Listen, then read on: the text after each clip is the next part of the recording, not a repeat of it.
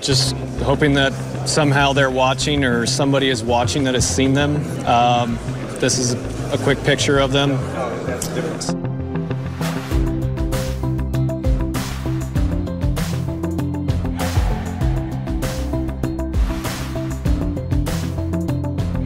We lived in Paradise. Then neither of them drove. And my uncle, who lived in town, couldn't get to them. He had to evacuate. Really great news to report. With just a few minutes, John's phone here blew up, and he literally, I can't count how many missed calls I have.